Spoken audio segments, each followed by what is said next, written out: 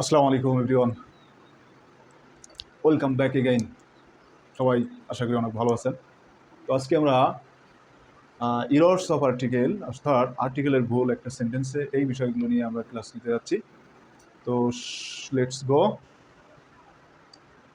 প্রথম সেন্টেন্সটা আমার এখানে আছে যে আই হ্যাভ সিন তাজমহল। এখানে আমার ভুলটা কোথায়? যে আমি তাজমহল দেখিয়েছি। এখানে আমার এই যে তাজমহলটা এখানে কি আছে? তাজমহলটা এখানে প্রপার নাউন, তাহলে এর আগে আমাদের একটা দি ব্যবহার করা উচিত। I have seen the Taj Mahal. Okay. Number two, honesty of Rahim is known to all. বলছে যে রহিমের সততা সবার কাছে প্রিয়। দেখেন এখানে the plus noun of plus noun ব্যবহার হবে। এখানে এই যে অনেস্টি আছে, এর আগে একটা দি ব্যবহার হবে, তারপর হয়ে এখানে ইজটা তখন ছোট হাতের হয়ে যাবে। The honesty of Rahim is known to all, অর্থাৎ রহিমের যে সততা সবার কাছে প্রিয়। দেখেন আবার খেয়াল করেন, এই অনেস্টি শব্দটা কিন্তু এখানে নাউন ছিল, এই কারণে এর একটা দি ব্যবহার হবে এর আগে, যে দি প্লাস নাউন, এটা হচ্ছে নাউন, এবং অফ আছে রহিমটাও কিন্তু নাউন। ঠিক আছে, তাহলে দি plus noun of plus noun ব্যবহার হয়। গিভ মি 7.5 টাকা note.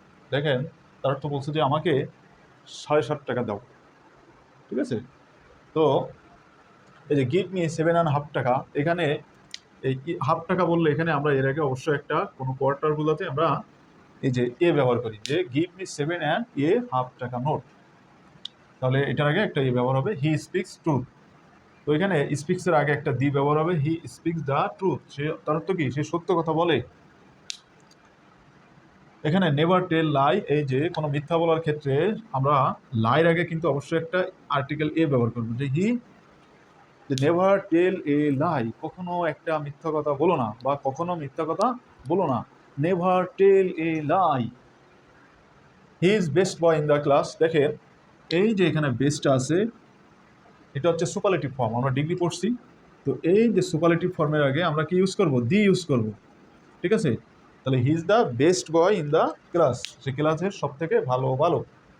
Give me an on টাকা, গিভ মি অ্যান অন দুইবার হয়ে গেছে, গিভ মি অ্যান 1 টাকা নোট। দেখেন এই যে ওয়ানের আগে কখনো আমরা অ্যান ইউজ করি না, ওনের আগে আমরা সবসময় ইউজ করি যে গিভ মি 1 টাকা নোট, আমাকে 1 টাকার একটি নোট দাও। আচ্ছা, নেক্সট দেখেন যে this is an unique opportunity. এই যে ইউনিক শব্দটা ইউ এর মতো উচ্চারণ হচ্ছে, তো এখানে এই অ্যান থাকার কারণে আমার এখানে ভুল। এখানে হবে যে this is a unique opportunity. Number 10, he has gone to Punjab. দেখেন সে পাঞ্জাবে গিয়েছে। এখানে এই পাঞ্জাব শব্দটা কি? একটা প্রপার নাউন, তাই না? একটা স্থানের নাম, স্পেসিফিক বোঝাচ্ছে না? তো এখানে এই কারণে আমার এখানে দি হবে, যে হি has gone to the Punjab, তার অর্থ কি? সে পাঞ্জাবে গিয়েছে।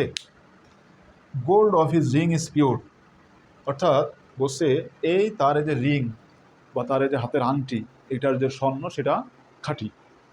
তো এখানে the plus noun of plus নাউনের ব্যবহারটা এখানে আমরা করছি। দেখেন এখানে এই যে গোল্ড আছে না, এইটা গোল্ডটা হচ্ছে নাউন, এর আগে অবশ্যই একটা, এই যে এই গোল্ডের আগে অবশ্যই একটা কী ব্যবহার হবে? দি ব্যবহার হবে, যে দি প্লাস নাউন। গোল্ডটা হচ্ছে একটা নাউন, এখানে অফ প্রিপজিশন। আর এই যে এখানে রিংটাও কি? এখানে একটা নাউন। পরেরটা দেখেন, water of this pond is turbid. তার মানে বলছে এই যে পুকুরের পানি এটা হচ্ছে অশান্ত। টার্বিড মানে অশান্ত, পানি স্থির না থাকা। তাহলে এই যে ওয়াটার শব্দটা আছে নাউন, এর আগে অবশ্যই কী হবে? স্পেসিফিক নির্দিষ্ট করে বোঝাচ্ছে না, একটা দি ব্যবহার হবে।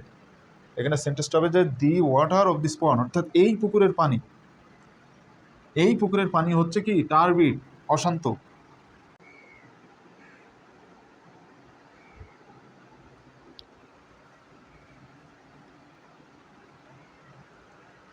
তো এখানে দেখেন, এখানে যেহেতু এভারেস্ট আছে, এই কারণে কিন্তু এর আগে দি হবে না। এখানে মাউন্ট এভারেস্ট থাকলেও এর আগে মাউন্ট এভারেস্টই বসতো, দি হতো না। এমন থাকতো যে Mount Everest is the highest peak of the world, এমন থাকতো। কিন্তু এখানে যদি এমন থাকতো মাউন্ট এভারেস্ট না থেকে হিমালয়াস থাকতো, তাহলে সেক্ষেত্রে দি হবে, যেমন দি হিমালয়াস, হিমা হিমালয়স, LAYS, কি হতো? দ্য হিমালয়স একসাথে এমন হতো, the Himalayas is the highest peak of the earth, suppose. এমন থাকলে বোঝানোর স্বার্থেই বললাম হিমালয়স আসলে হাইস্ট পিক না। তো এটাই। ঠিক আছে?